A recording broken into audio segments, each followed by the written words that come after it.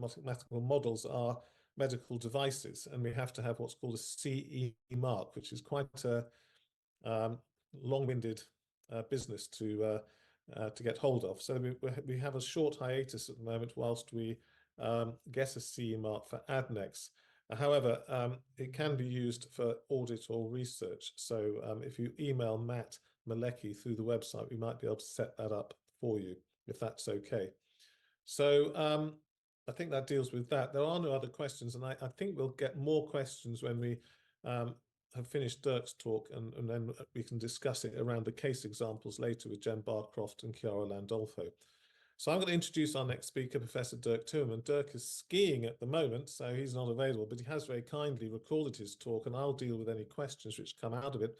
And Dirk is head of department and professor in KU Leuven in Belgium, very well known. He also is the key person in the IOTA trial. And Dirk's going to talk about a two-step strategy, the best way currently really to differentiate between benign and malignant ovarian masses. So if we can hand over to Dirk now, please. Thank you very much for inviting me to present on the IOTA two-step strategy. So IOTA two-step strategy is what the IOTA group currently proposes to differentiate between benign and malignant ovarian tumors. And it's really based on two things. First step is benign descriptors, and the second step is using the ADNEX model. And we come back to this later, but first, the benign descriptors. IOTA benign descriptors, there's 4 of them.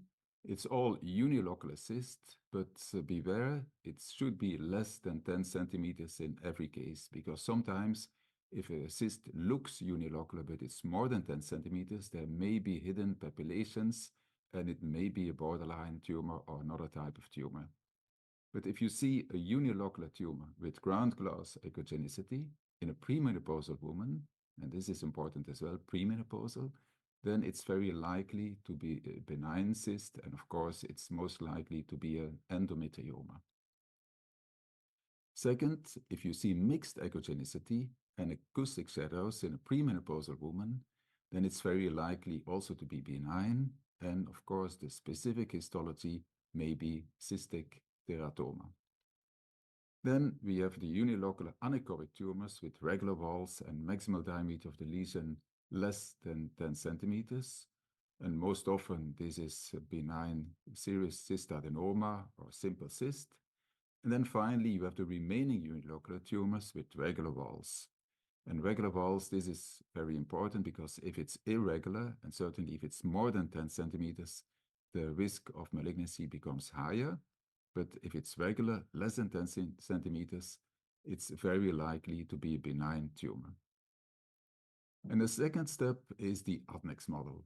And ADNEX is the best model that the IOTA group has published so far. It's around for almost 8 years. So in 2014, it's now 10 years. In 2014, it was published in the BMJ. And it was the first model that could not only differentiate between benign and malignant, but also between benign, borderline tumors, early and advanced stage invasive tumors, and secondary metastatic tumors. This was based on about 6,000 tumors, 2,000 malignant ones, and 4,000 benign tumors. And it can be applied to all ovarian masses. The ADNEX model is based on age of the patient, which is very objective. Whether the patient is seen in an oncology center, this will give you more accurate risks because if it's in a center linked to a gynae oncology center, your case mix will be different. You will have more malignant tumors, more difficult tumors. So the ADNEX model takes this into account. On the other hand, if you're working in a private hospital or a smaller regional hospital without a gynae oncology unit, then you have lower risk of malignancy in general in the ultrasound masses that you see. C125 is optional, so it's not mandatory. You can use the ADNEX model without C125, but if you use it, then it will help you to differentiate in the malignant group between stage 2 to 4 cancer versus metastatic disease. and stage 1 versus stage 2 to 4 ovarian cancer. And then you need ultrasound, of course, and here you only need 6 variables. The first one is the maximal diameter of the lesion. Second is maximal diameter of the largest solid part, more than 10 cyst locules, number of papillations, acoustic shadows present, and ascites present. And look, there's no Doppler variable, so we deliberately did not use Doppler for the ADNEX model to make it easier to use. And this is what we would call low-cost variables, because you need more training and more expertise to use Doppler in an efficient way. So let's go over the ultrasound variables. The largest diameter of the lesion, that's not very difficult to measure. Then the maximal diameter of the largest solid component, and that's in any direction. So you look for the largest solid component in the lesion, and then you measure the largest diameter in any direction. The number of locals, you only need to see whether it's less than 10 cyst locules or more than 10 cyst locules. So here it's clearly more than 10 cyst locules. And then the number of papillations.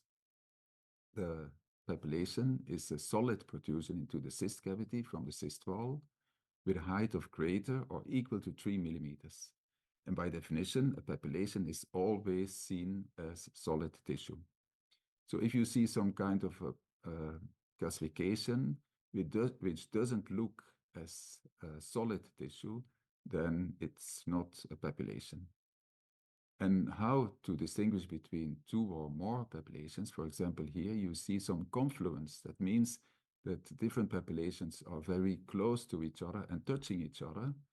Then you look at the peaks, and if, of course, the height measured from the inside wall of the uterus, of the cyst, is more than 3 millimeters, or at least 3 millimeters, but here it's more than 3 millimeters, then it's a papillation.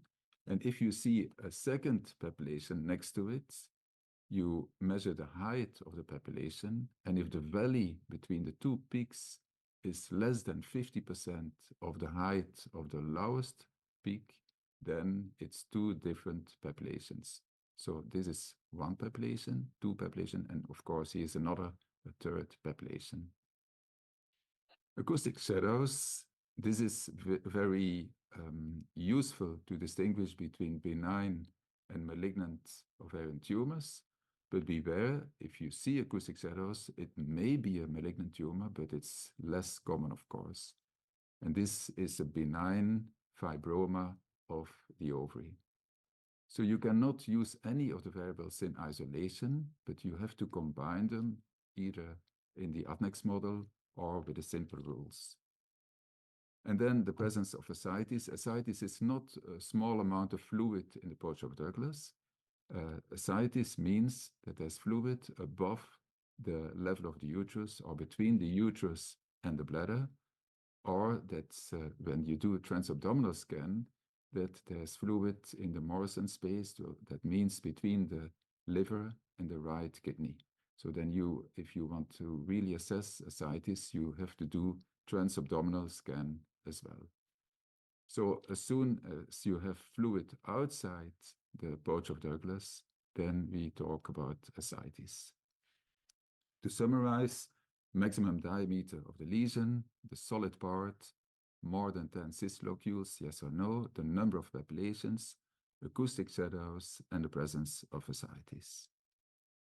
And how to calculate this? Well, the formula is open, published in the BMJ, so everybody can use that formula.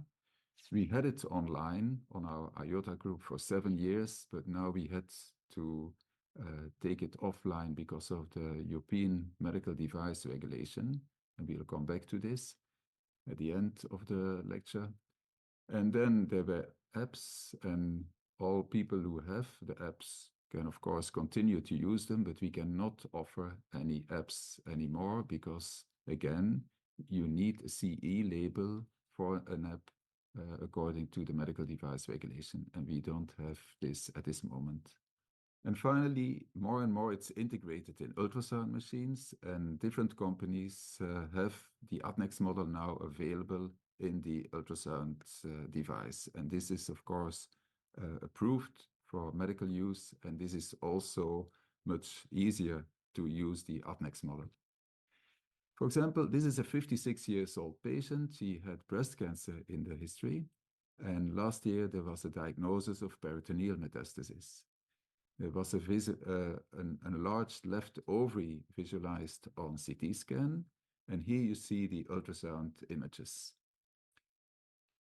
With color Doppler, we see that there's quite a lot of blood flow, but again, for the ADNEX model, you don't need color Doppler, but we still think color Doppler is very useful to assess any tumor, not only to see how much there is, but also to make sure that something you regard as solid tissue is really solid tissue if you see flow inside. So do we need the benign, or can we apply the benign descriptors for this patient? No, we can't, because it's not a unilocular, it's a solid tumor. Here you see the ADNEX app, and the risk of malignancy is 43%.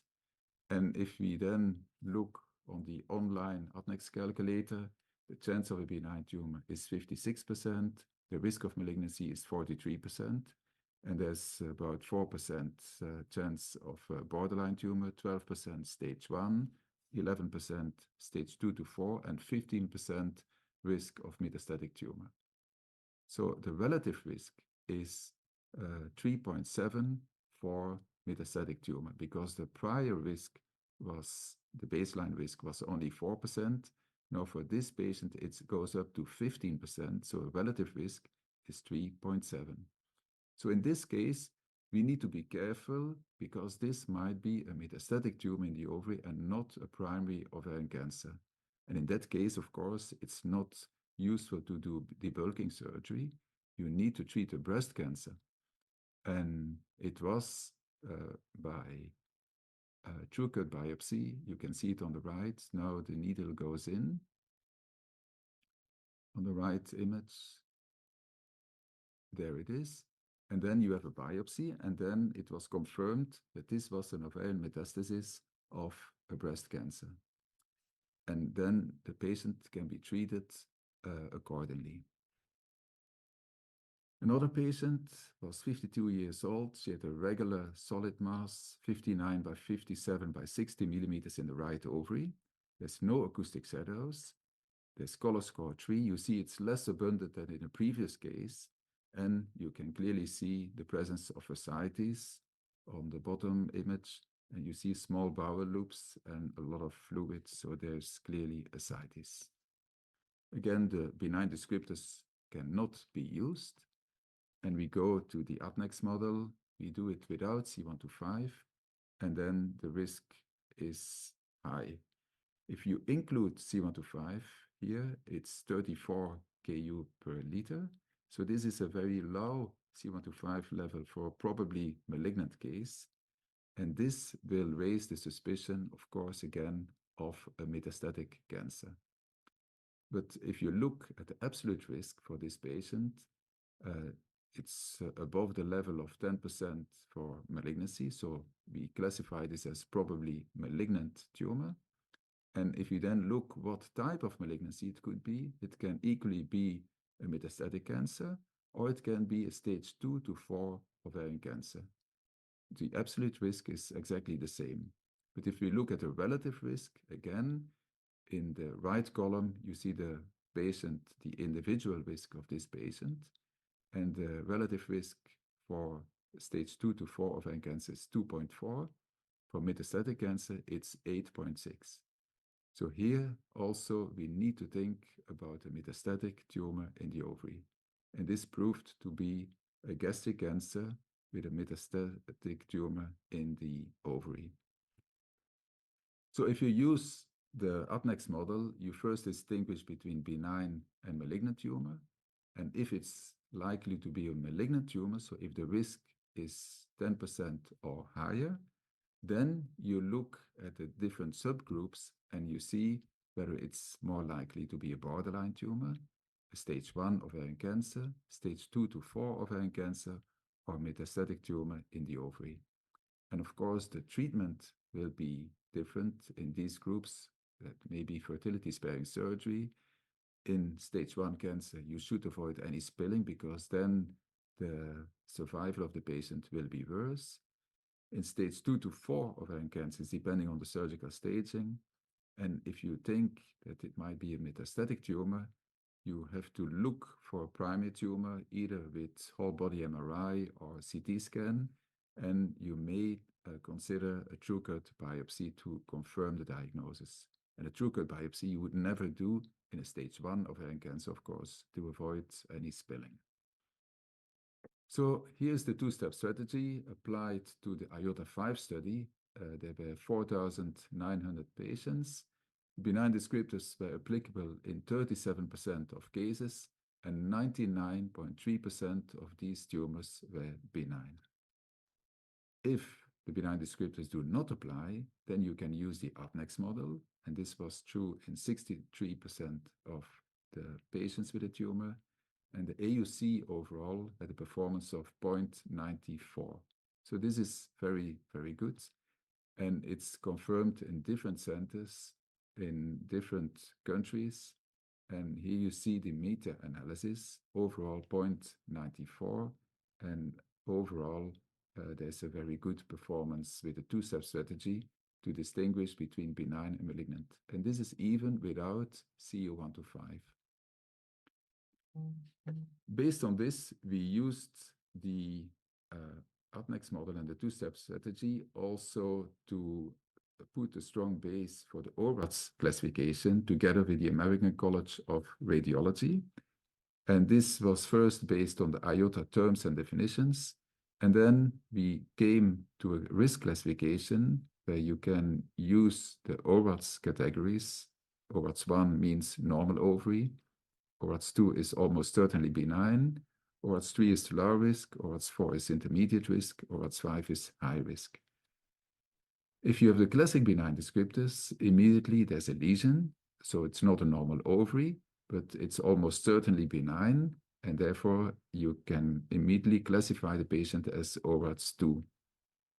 And in the second step, if the UpNext model is used and the risk predicted by UpNext is less than 1%, then it's ORATS 2.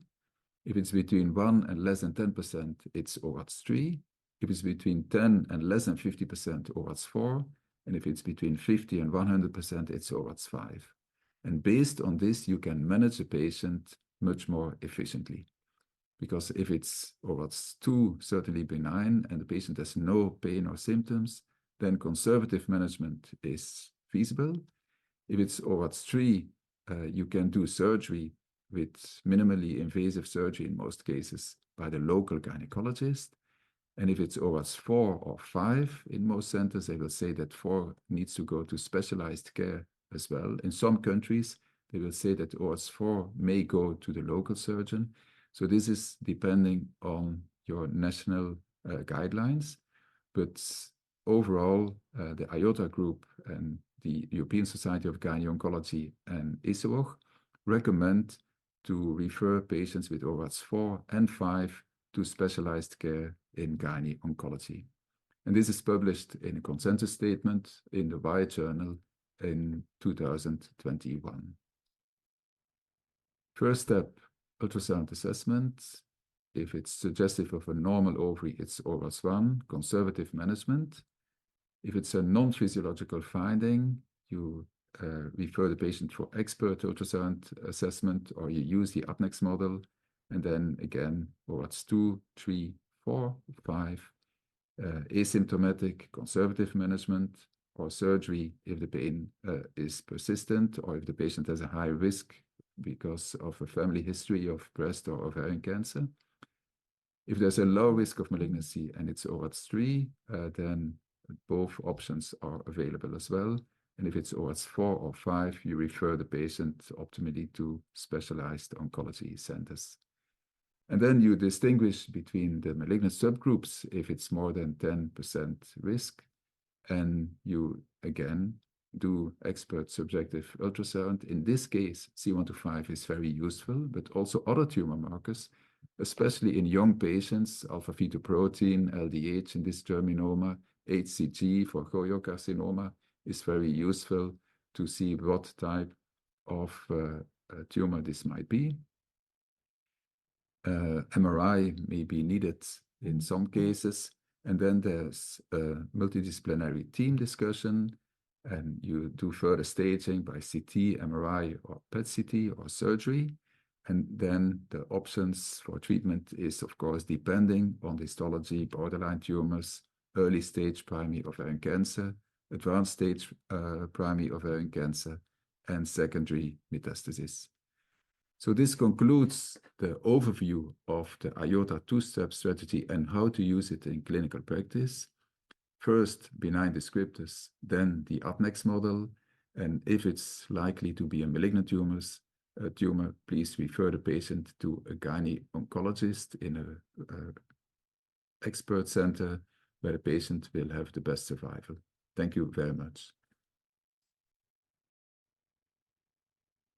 So, Dirk, thanks very much. I hope you're enjoying your skiing. But meanwhile, those of us who are doing some work are going to move on with the meeting. There have been a couple of questions about how to access the ADNEX model. And you can get it at a website. It's called evidencio.com at the moment, which I kind of put in the Q&A box. That's evidencio.com.